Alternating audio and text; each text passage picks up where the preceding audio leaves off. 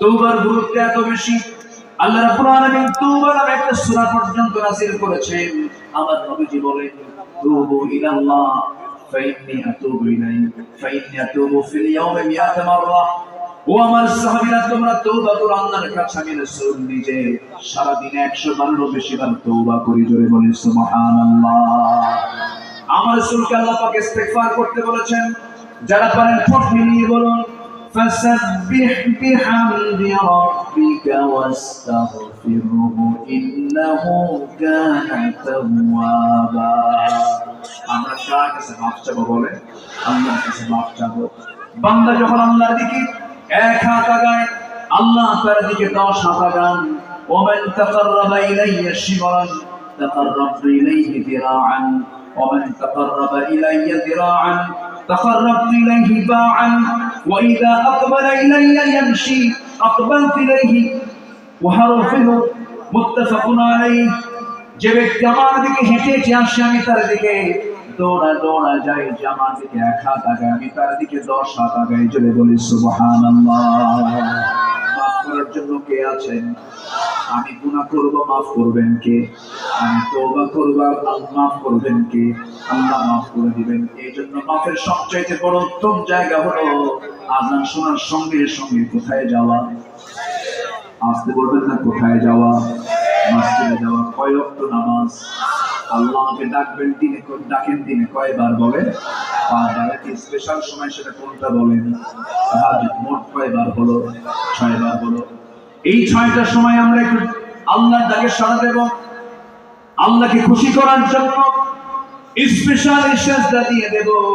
আপনার গুনাহ যত বড়ই হোক না কেন, বান্দা যখন ওযু বানায়, ওযুর সঙ্গে সঙ্গে তার অঙ্গ প্রত্যঙ্গের সগীরা গুনাহগুলো মাফ হয়ে যায়। হাত মাফ হয়ে যায়, মুখমণ্ডলের সগীরা গুনাহগুলো মাফ হয়ে যায়। 2 পা যখন দৌত করে, 2 পায়ের সগীরা গুনাহগুলো মাফ হয়ে যায়। বান্দা যখন নামাজে দাঁড়ায়, আল্লাহ বান্দার সামনে দাঁড়ায় যান। বান্দা যখন সূরা ফাতিহা আলহামদুলিল্লাহি রাব্বিল আলামিন বলে, আল্লাহ বলেন হামিদানি আবদি। আর রহমানির রহিম যখন বলে, আযনা আলাইয়া আবদি। মালিকি ইয়াউমিদ্দিন যখন বলে, আল্লাহ বলেন মাজ্জাদানি আবদি। ইয়াকা না'বুদু ওয়া ইয়াকা নাস্তাঈন পর্যন্ত যখন বান্দা বলে, হাযা বাইনি ওয়া বাইনা আবদি ইহদিনাস সিরাতাল মুস্তাকিম থেকে শুরু করে ওয়ালাদ-দাল্লিন পর্যন্ত যখন বান্দা বলে, আল্লাহ বলেন বান্দারে এতক্ষণ করে তুই আমার কাছে যা যা চাইলি, সমস্ত চাওয়াকে পাওয়া করে তোর তামাম জিন্দেগীর সমস্ত গুনাহগুলোকে মাফ করে দিলাম। আমরা নামাজ পড়ব কয় ওয়াক্ত? আজ তোমার কয় ওয়াক্ত বলেন? আমার নেতা হতে হবে বেনামাজি না নামাজি? বেনামাজি না নামাজি? আমরা এই বিষয়টা খেয়াল করব, কারণ ইয়াওমা নাদউ কুল্লা উনাসিন বিইমামিহিম। কিয়ামতের দিন আল্লাহ রাব্বুল আলামিন প্রত্যেক ব্যক্তিকে হাজির করবেন তার নেতা সহ। নেতা যদি বেনামাজি হয়, কর্মী যদি নামাজি হয়, মানান না বেমানান? বলেন মানান না বেমানান? বেমানান হয়ে যাবে, এমন নেতা আমরা বানাবো না। নাম্বার 4 হলো আল্লাহর সামনে দাঁড়ানোর ভয়। সকল হারামকে আমরা বর্জন করব। আল্লাহর সামনে আমাকে দাঁড়াতে হবে। এই জন্য সকল হারামকে বর্জন করে পবিত্র জীবন গঠন করব। আখিরাতের নাজাত প্রাপ্তির জন্য আমরা এই প্ল্যানে আমরা সামনের দিকে চলব। রাসূলের আদর্শ আমরা এটাই খুঁজে পাই। আল্লাহ রাব্বুল আলামিন সুন্দর করে বলছেন, ওয়া আম্মা মান খাফা মাকামা রাব্বিহি ওয়া নাহান নাফসা আনিল হাওয়া ফাইন্নাল জান্নাতা হিয়াল মাওয়া। জোরে বলুন আল্লাহু আকবার। ভিতরে তাকওয়া আনতে হবে, নিজের ভিতরে আল্লাহর ভয় আনতে হবে। ছোট্ট একটা ঘটনা মনে পড়ে গেল, সাইয়েদনা ওমর ফারুকের কথা। ওমর ফারুককে সবাই চিনেন তো? কয় নাম্বার খলিফা বলেন? বলেন জোরে বলেন, কয় নাম্বার খলিফা? উহুদিন আগে এক মাহফিলে বলেছিলাম, ওমর ফারুককে চিনেন কি? 500 থেকে এক ছেলে দাঁড়ায় বলে, হুজুর আমি চিনি কি? আমাদের বাড়ির দোতলায় ভাড়া থাকে। তো বললাম তুমি কি 100 কে 100 পাইছো, তোমার বুদ্ধি যা উত্তর ওটাই। কিন্তু এই ওমর সে ওমর না, এই ওমর হচ্ছেন সেই ওমর যে ওমরের নিকট একজন মুসলিম তার কাছে দুধ হাদিয়া নিয়ে চলে আসছে। দুধ 1 গ্লাস দুধ নিয়ে বলতেছে, হুজুর আমিরুল মুমিনিন আপনার জন্য আমি সুন্দর করে দুধটা ঘন করে। আপনার কি খাওয়া যায় বলেন তো? আপনার ঘি না, পায়েস আছে না? পায়েস খুব লোভনীয় তো, এটা কি খুব ঘন করা হয়? 1 মণ দুধে কি 1 কেজি চাল কতটুকু হয় এটা জানো? 2-3 কেজি এরকম পরিমাণ হয়। এত বড় টেস্ট, এত মজা, কিন্তু আজকে কিন্তু খাই নাই। আজকে কিন্তু মিস হয়েছে, কালকে যেন এটা মিস না হয় কোনো মেহমান। পাবনায় আসলে পায়েস খাওয়া হবে না, এটা তো খুব অপূর্ণতা থেকে যায়। আলহামদুলিল্লাহ বলেন, জোরে বলি আলহামদুলিল্লাহ। তো সেই যে আমার ফারুক রাদিয়াল্লাহু তাআলা বসে আছেন, একজন দুধ ঘন করে এক গ্লাস দুধ তার কাছে নিয়ে এসে বলছে, আপনার জন্য চমৎকার খাবার নিয়ে আসছি, আপনি এটা খাবেন। তিনি প্রশ্ন করলেন না, পেলেন তো খুব মজার জিনিস পাইছেন, খেয়ে ফেলছেন। খাওয়ার পরই প্রশ্ন করছেন, এই তুমি তো আমার জন্য হাদিয়া আনছো, এটা কি তোমার বাড়ির গরুর দুধ নাকি? তোমার কি গৃহপালিত কোনো কোনো পশুর দুধ তুমি নিয়ে আসছো, উটের দুধ নিয়ে আসছো, না কি নিয়ে আসছো? বল কে না, এটা আমি রাষ্ট্রের পক্ষ থেকে গরিবদের জন্য যেটা বরাদ্দ হয় সেটা পেয়েছি, এরপর যেহেতু আমি পাইছি এটা আমি আপনাকে হাদিয়া দিলাম, আপনার জন্য তো জায়েজ। দেখছেন ফতুয়া মারতেছে। ওমর ফারুক বললেন, ঠিক আছে তুমি যাও। সাইয়েদনা ওমর ফারুকের চোখ অশ্রু সজল হয়ে গেল, চোখে পানি চলে আসছে। কাঁদতে কাঁদতে তিনি মনে মনে ভাবতেছেন, যদি আমি মারা যাই, আল্লাহ যদি আমাকে প্রশ্ন করেন, সরকারের জিনিস বাইতুল মালের খাবার তোমার পেটে কেন, কেমন করে জবাব দেব? সেই জন্য করলেন কি, বেশি পরিমাণ পানি পেটের মধ্যে ঢুকায়া দিলেন। এরপরে নখ 5টা একসঙ্গে গলার মধ্যে ঢুকায়া দিয়ে জোরপূর্বক সমস্ত খাবার এগুলো পেট থেকে বের করে দিবে। আমার ভাইয়েরা, সাইয়েদনা ওমর ফারুক রাদিয়াল্লাহু তাআলা রাষ্ট্রের মধু নিয়ে এসেছেন, 4 ভাগ করবেন, 5 ভাগ করবেন, 1 ভাগ তিনি নেবেন আর 4 ভাগ প্রতিবেশী নেবেন। স্ত্রীর কাছে এসে বলছেন, স্ত্রী শোনো, এই যে 1 বোতল মধু আনছি, রাষ্ট্রের মধু ভাগাভাগি করে নিতে হবে, সমান ভাগে 5টা ভাগ করো। 1 অংশ আমাদের আর 4 অংশ হলো প্রতিবেশী। এই কথা বলে তিনি মধুর বোতলটা তিনি হ্যান্ড ওভার করলেন স্ত্রীর কাছে, বলছেন, স্ত্রী তুমি এটাকে ভাগ করো। 1 মিনিট যেতে না যেতে বললেন, স্ত্রী তোমাকে আমি ভাগ করতে দেব না, দাও বোতলটা আমার হাতে দিয়ে দাও। কিচ্ছু কথা না বলে প্রতিবেশীর ঘরে চলে গেলেন। প্রতিবেশীর কাছে গিয়ে বলছেন, প্রতিবেশী আমার, এই যে মধু তোমাকে দিলাম, সমান 5 ভাগে ভাগ করবে। 1 ভাগ আমাকে দিয়ে বাকি 4 ভাগ এই 4টা ঘরে তুমি সমান করে নিয়ে নিবা।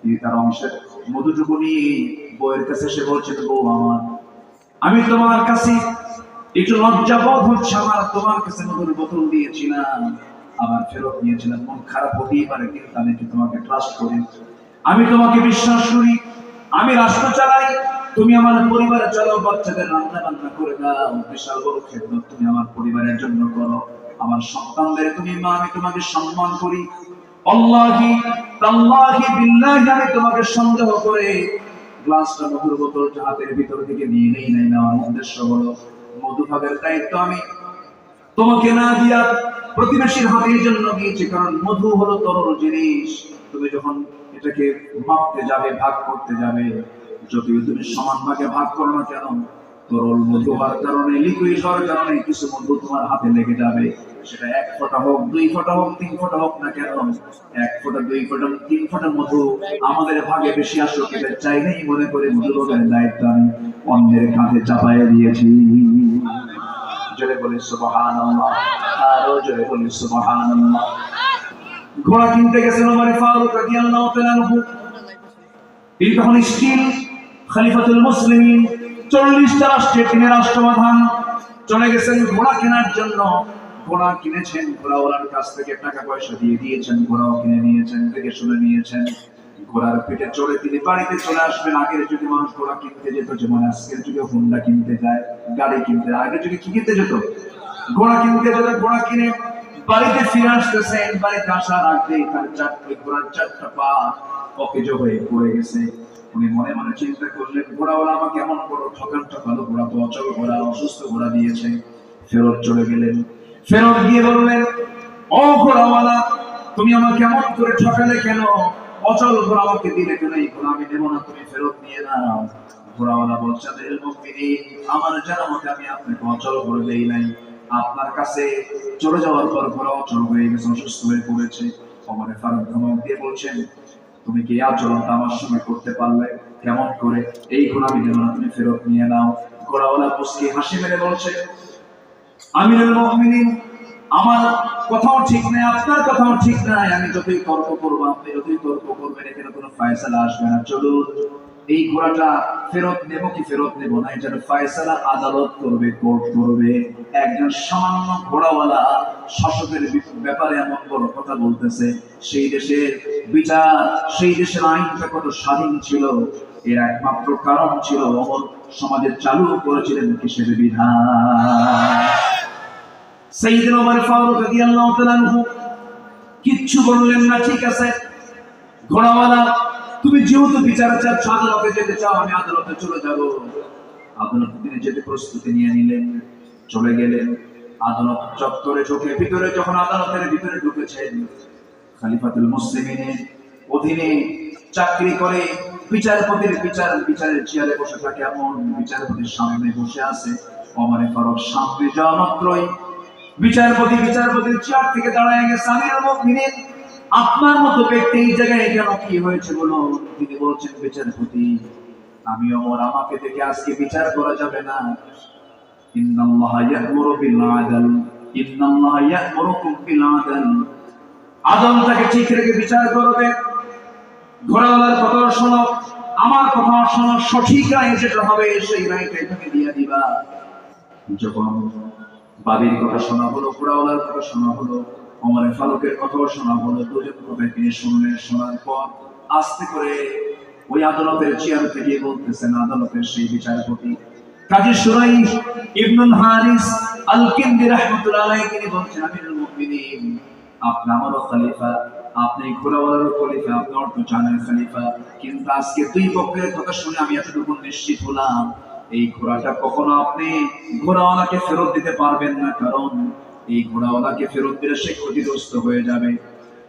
আপনি আমার সামনে আছেন আমার, আপনি এই জায়গা থেকে সুস্থ অবস্থায় গাড়িতে ফিরবেন, তার যেমন গ্যারান্টি নাই। একটা প্রাণী সুস্থ থেকে অসুস্থ হবে কখন কেউ তো বলতে পারে না।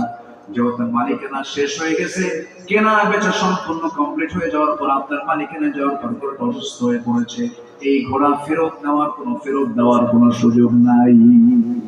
ওমর ফারুক আস্তে করে সেই জায়গা থেকে চলে গেলেন বাড়িতে। পরের দিন তিনি মাজলিসুল বৈঠকে বসেছেন, সমস্ত লোকজনদেরকে নিয়ে বসে পরামর্শের বৈঠকে বলছেন, শোনো, অমুক আদালতে একজন বিচারপতি আছে, খুব সাহস, তার আমার বিরুদ্ধে রায় দিয়েছে। এই আমার বিরুদ্ধে রায় দেওয়ার কারণে, তার সাহসিকতার কারণে তার পদোন্নতি আমি ওমর দিতে বাধ্য হলাম। জোরে বলেন সুবহানাল্লাহ। আমার বন্ধুগণ, আমার ভাইয়েরা, এটাই হচ্ছে আল্লাহর সামনে দিন দাঁড়াতে হবে, আল্লাহর সামনে জবাবদিহিতার কাঠগড়ায় দাঁড়িয়ে জবাব দিতে হবে। অনুভূতিকার মধ্যে যদি থেকে যায়, সে বান্দার আদর্শ এমনই হতে পারে, এমনই হবে, এটাই স্বাভাবিক। নাম্বার 5 হলো নবীর আদর্শের মধ্যে আমানতদারিতা ছিল, বিশ্বস্ততা ছিল। কি আমানতদার তিনি ছিলেন, কি পরিমাণ তার মধ্যে আমানত কাজ করতো, আমানত রক্ষার ব্যাপারে খুব তিনি সজাগ ছিলেন।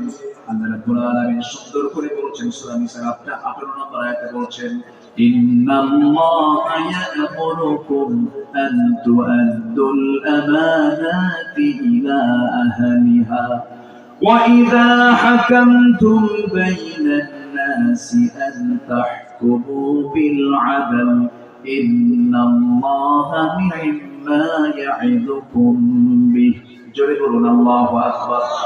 আমার বন্ধুগণ, কি আমানত তিনি শিখিয়েছেন সাহাবায়ে কেরামকে। সাইয়েদনা ওমর ফারুকের কথাই যখন চলে আসলো, আমাদের ব্যাপারে একটি অত্যন্ত গুরুত্বপূর্ণ একটা তথ্য দিচ্ছি।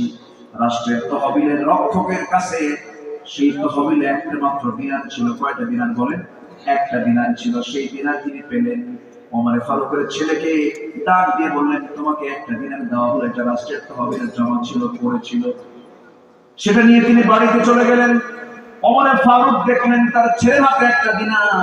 তিনি সেই রক্ষককে ডাক দিয়ে বললেন, তুমি এই জিনিসটা আমার ছেলেকে দিলে কেন? সঙ্গে সঙ্গে তিনি আবার তাকে ফেরত দেওয়ালেন। ফেরত দিয়ে তিনি বললেন, আমি কি কিয়ামতের দিন এই একটা দিনার নিয়ে উম্মতের বিরুদ্ধে অভিযোগের সম্মুখীন হব? এটা আমার প্রয়োজন নাই। একটা দিনারও আমি রাষ্ট্রের তহবিল আবার ফেরত দিয়ে দিলাম। আল্লাহু আকবার বলেন। এই দেশে বহু মন্ত্রী মন্ত্রণালয় চালিয়েছে, আপনার পাবনার একজন গর্বিত মন্ত্রী ছিলেন, শিল্পমন্ত্রী। জানেন তো? জানেন তো? শহীদ আল্লামা মতিউর রহমান নিজামী রাহিমাহুল্লাহ, প্রত্যেকটা কথাই মুক্তর দানার মতো, মুক্তের সদৃশ কথা। একটা কথাও তার অতিরিক্ত অপ্রয়োজনীয় কথা আমি তার মুখ থেকে কখনো বের হতে দেখিনি, আমার চোখে পড়েনি। আল্লাহু আকবার। স্বাধীনতার পর থেকে নিয়ে আজ পর্যন্ত যত মন্ত্রণালয় মন্ত্রীরা চালিয়েছেন, সবচাইতে ফ্রেশ মন্ত্রণালয় চালিয়েছেন এই মন্ত্রী। আল্লাহু আকবার। যখন ওরা দেখলো এই লোকগুলো যদি ক্ষমতার মসনদে চলে যায়, দেশ তো দক্ষিণ এশিয়ার শ্রেষ্ঠ দেশে রূপ নেবে, সেদিক থেকে ষড়যন্ত্র শুরু হয়েছে। ষড়যন্ত্রে রুখে দাঁড়াতে হবে, সাম্য ইসলামী নেতৃত্ব গড়ে তুলতে হবে, আদর্শ নেতৃত্ব গড়ে তুলতে হবে। সাম্যের দিনকে ইসলামের দিন মনে করে আমাদেরকে মাঠে ময়দানে কাজ করতে হবে, দাওয়াতের সম্প্রসারণ করতে হবে, ঘরে ঘরে কালেমার দাওয়াত দিতে হবে। মুসলমান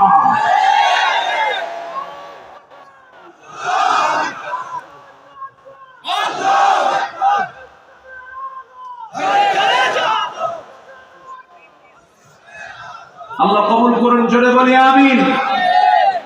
সাইয়েদনা ওমর ফারুক রাদিয়াল্লাহু তাআলা একদিন কি আমানত দেখেন। এক রাত এক প্রদেশের গভর্নর তার কাছে আসছেন, তিনি খোঁজ দিলেন বাইতুল মালের কি খবর, গরিবদের কি অবস্থা, সবকিছু ঠিকমতো বন্টন হয়েছে কিনা। এবার উল্টা এখন গভর্নর প্রশ্ন করছেন ওমর ফারুক, আমিরুল মুমিনিন, আপনার পরিবারের কি অবস্থা, আপনার গায়ে যে সেরা জুতা, সেরা জামা, এই যে সেরা তারিখে জামা পরে আছেন, জীর্ণ শীর্ণ করে বসবাস করছেন, আপনার পরিবারের খবরটা, আপনি কিভাবে চলছেন, আপনার ক্ষুধার্ত সন্তানদের কি অবস্থা। এই প্রশ্ন করা মাত্রই আগে প্রশ্ন ছিল হলো রাষ্ট্র সংক্রান্ত। এই প্রশ্নের জবাব দিয়ে তিনি রাতের বেলা বসেছেন বৈঠকে গভর্নরের সাথে ওমর ফারুক রাদিয়াল্লাহু তাআলা। চট করে এই প্রশ্ন যখন করেছেন গভর্নর, যে বাতি জ্বলতেছিল সেই বাতি নিচে বাতি জ্বলে কি দিয়া, তেল দিয়া। আর তেলটা থাকে হচ্ছে তেলের ভিতরে থাকে কি, ওটা কি বলে রাখবো, পোলতা, মানে একটা পোলতা বলে, স্থানীয় ভাষা কি বলে, ছলতা পোলতা, যাই হোক সেটাই খাবো একটা মাহালুকিয়া। 2013 সালে আমাকে মহতারাম শিখিয়েছিলেন, আপনাদের ভাষার মধ্যে একটা আলাদা স্বতন্ত্র দিক আছে, বলি আলহামদুলিল্লাহ। আপনার একটা টান দিলে পুরো দেশবাসী বুঝে এটা পাবনা থেকে আসছে, বলি আলহামদুলিল্লাহ।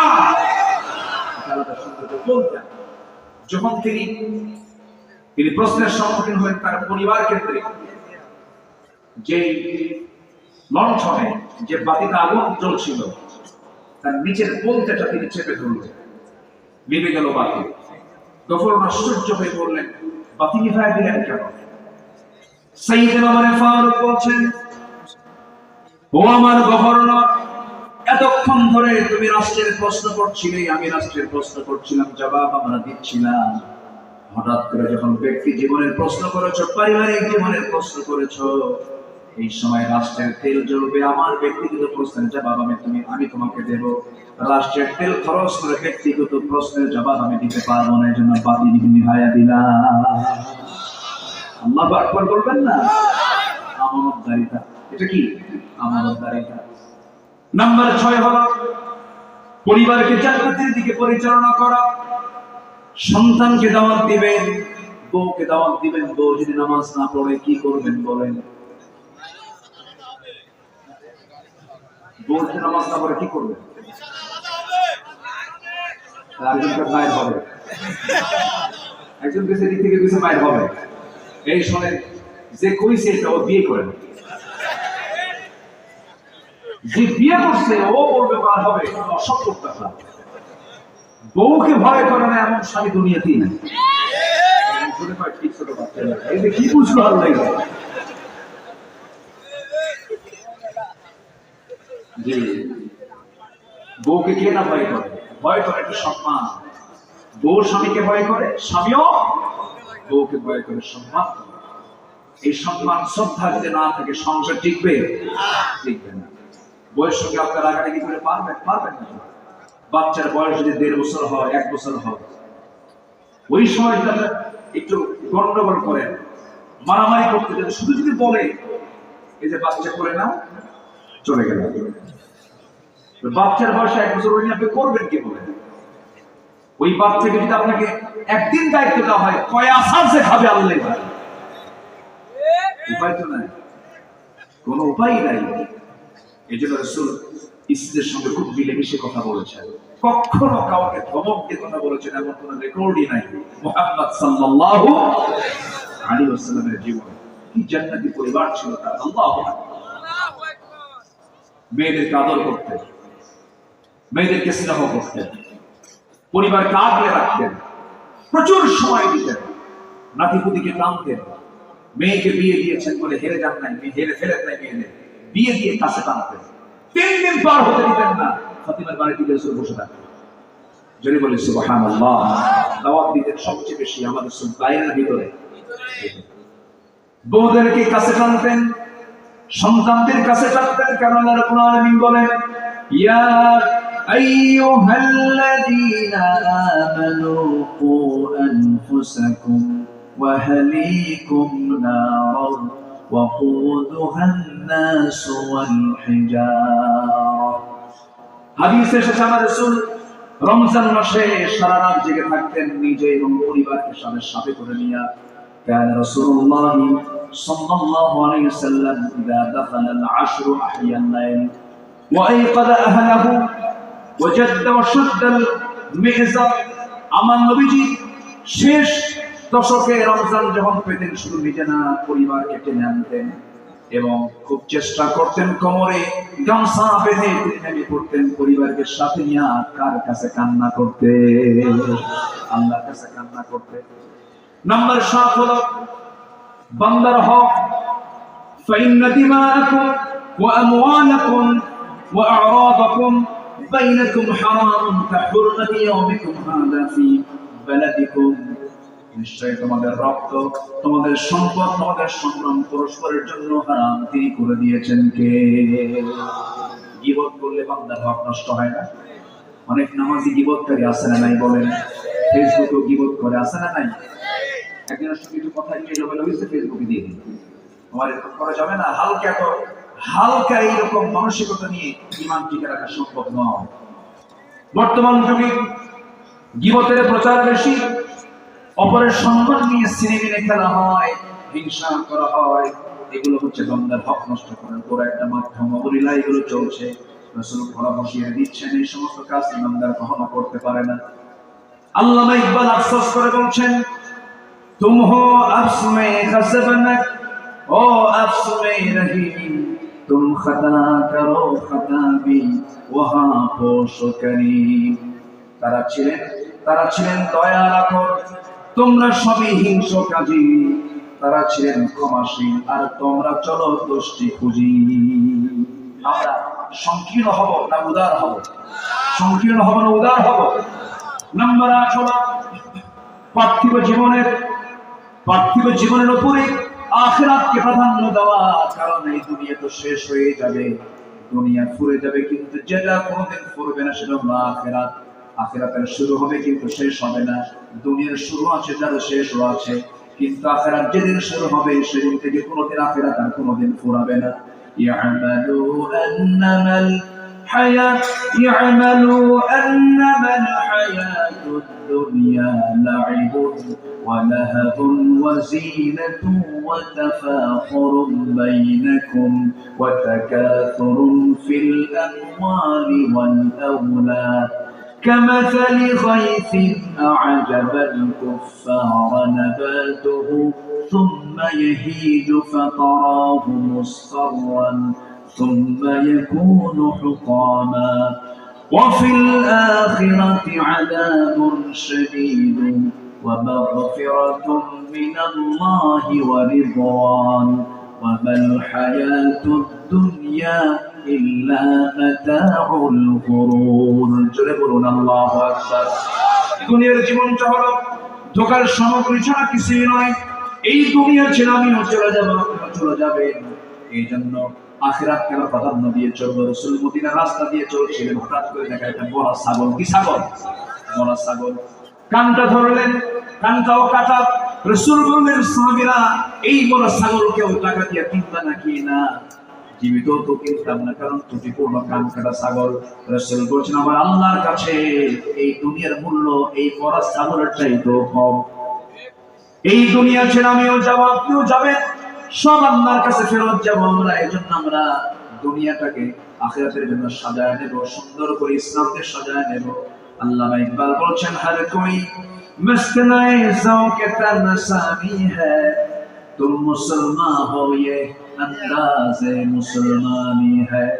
প্রত্যেক তোমাদের আজি বিনাশ মরে মাতোয়ারা, তোমরা কে মুসলমান আর একই মুসলমানের ধারণা কি? খুবই আফসোস, আল্লামা ইকবাল আফসোস করে কথাগুলো বলছেন। আমরা আখিরাতকে সাজাবো সুন্দর করে, দুনিয়ায় আখিরাতের আমল দিয়া। জোরে বলি ইনশাআল্লাহ, আরো জোরে বলি ইনশাআল্লাহ।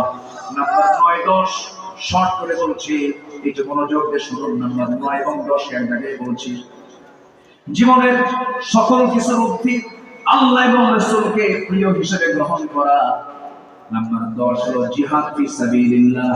একটা আয়াত বলে আমি শেষের দিকে আস্তে আস্তে যাচ্ছি।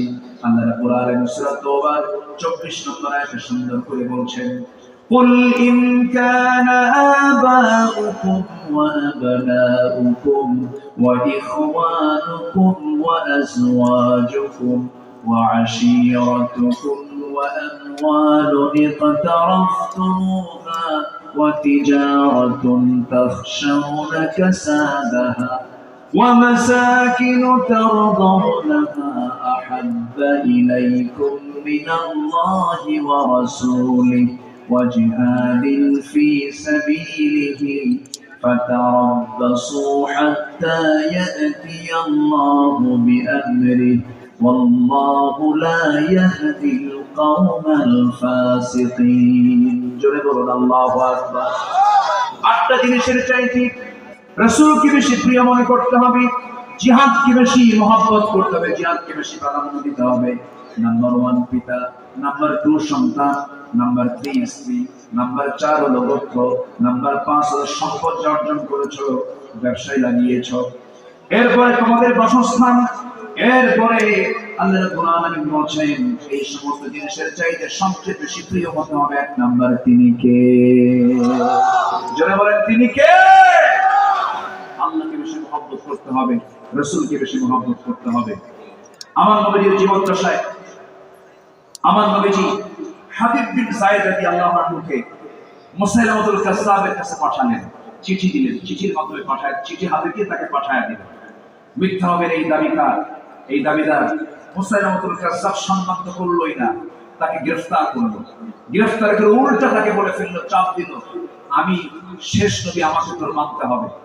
হাবিব বিন যায়েদ তিনি বললেন জীবন দেব ঈমান দেব না। আল্লাহু আকবার বলেন, আল্লাহু আকবার বলেন। শেষ পর্যন্ত তাকে বলা হলো 2 হাত পা বেঁধে, হাত কাটা হলো, পা কাটা হলো, টুকরো টুকরো করে দুনিয়া থেকে বিদায় করা হলো। হাবিব বিন যায়েদ বললেন শহীদ হতে প্রস্তুত আছি, নবীজির নবুয়তকে অস্বীকার করার ক্ষমতা আমার নাই। আল্লাহু আকবার। এই হচ্ছে রাসূলের প্রতি মুহাব্বত এবং ভালোবাসা। আসুন আমরা এই 10টি পয়েন্টের আলোকে আমরা আমাদের জীবনকে সুন্দর করে ঢেলে সাজাবো, নবীর আদর্শে আমরা উজ্জীবিত হব। এই হোক আমাদের প্রত্যয়, এই হোক আমাদের সিদ্ধান্ত। আল্লাহ রাব্বুল আলামিন আমাদের সবাইকে কবুল করুন, জোরে বলি আমিন।